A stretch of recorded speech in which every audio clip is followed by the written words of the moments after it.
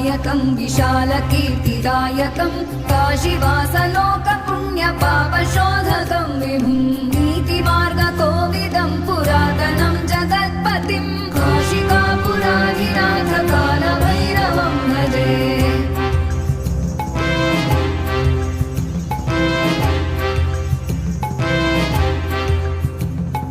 कालभैरवाष्टकं पठन्